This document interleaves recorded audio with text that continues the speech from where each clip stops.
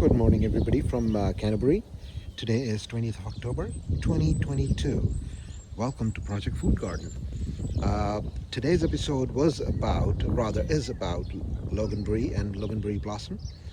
But because we have just gone through the first phase of spring and everything is looking so beautiful, so we thought of giving you a closer look at a few scenes that are in our front porch today. Absolutely beautiful cherry blossom. So today we'll take you inside and have a quick chat and review about the Loganberry. But I quickly wanted to share this beautiful scene with you. So let's go on and cover the Loganberry vine. So all of the viewers who have seen the episode that I did last year about the growth of the Loganberry, they would remember that it was a mere cutting that I had procured from a local nursery here in Christchurch in Woodend.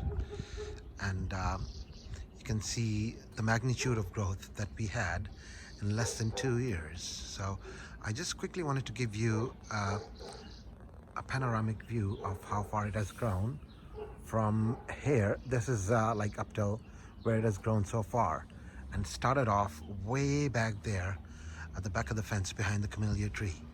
So let's go and give you a closer look. So a bit of background about Loganberry. Why do we call it Loganberry? This was accidentally created by a guy known as James Harvey Logan. Henceforth, the name goes by the surname, the Loganberry. It was done in Santa Cruz, California in late 1800s, around 1880 or 1881. And the idea was by Mr. Logan was to cross two varieties of blackberry to produce a superior and a better cultivator. So he ended up creating this variety. So it is, by the way, it is a prolific producer if you know how to take care of the plant.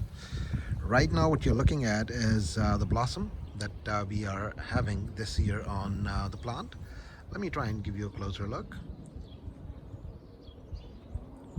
It's inviting a lot of bees into my garden, and it's doing amazing. I mean, the weather has not been kind, but as you can see, there are lots of bees right now working their thing on the pollination side.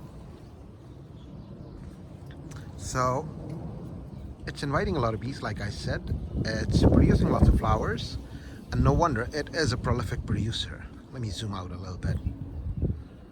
So now you can see the magnitude of the flowering that is happening on the vine, and it's not just on top, but it's all over.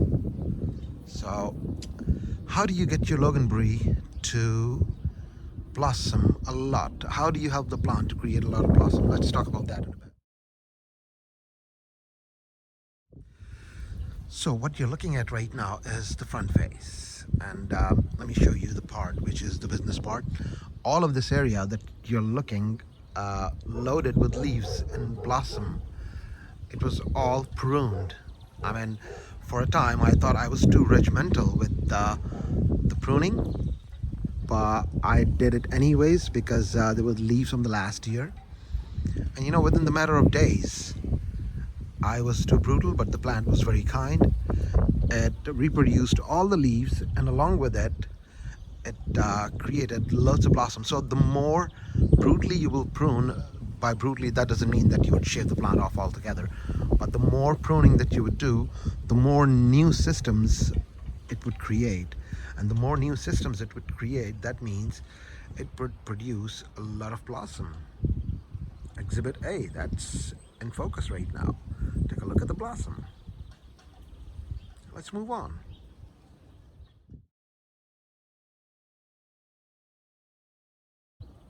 So the next thing is how to train your Loganberry.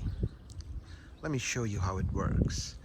It would create as many rooting systems as it would be allowed to. You can see this trunk is going into the ground, and from there it's creating a new system that is coming up now. So allow this plant to create as per the configuration of your garden, to multiply and to, do its thing. All you need to do is train the plant like I've done, because my garden configuration is like this fence.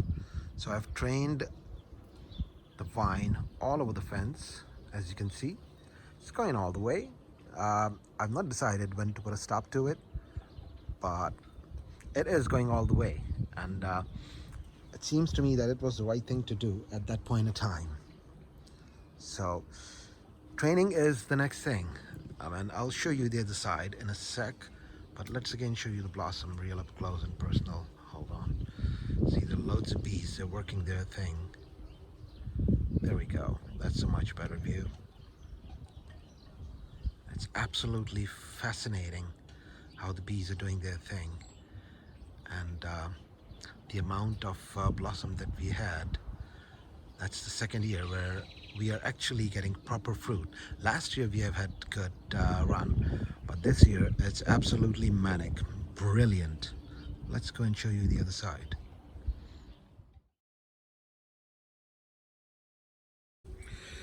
So the original cutting that I had bought was exactly planted at this spot, and like I said, I've been pruning the plant really regimentally. I was quite regimental with the pruning. So it started moving on this side, and it kept moving, and right next to the camellia tree down there, it created about 5 or 8 big trunks.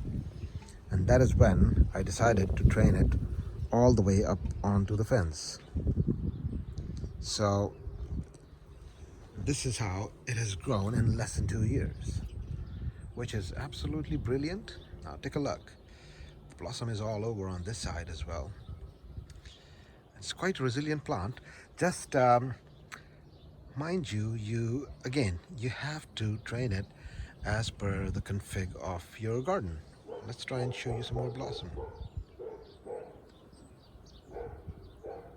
Brilliant. Let's move on. So now the most important part: how to manage threats, maintenance, and care. Um, it's not a difficult vine to grow, to be honest. I mean, you can see the magnitude of growth already. So before the season kicked off, mind you, this is really a hardy vine, and it'll not go away in the winter. It'll keep doing its thing. It'll keep grow, uh, and it would keep creating more systems for itself. But as soon as the spring would arrive, what you need to do is do the first spray with the neem oil before the blossom would capitalize. Before the capitalization of the blossom, try and spray it with neem oil. It eradicates any possibility of the insects to make their way into the vine. So what I've done is I have done the neem oil spray earlier in the season, and I keep monitoring it. That's the key. Always keep monitoring the vine, the leaves, the blossom, and to see if the blossom is coming to its logical end and it's converting into flower. Keep an eye on everything as much as you can. So neem oil is like, for me, it does the trick. Apart from that, if you do get unfortunately into an event where you have got an infestation, always use organic pesticides that are environment friendly. So let's try and do a blossom review as well.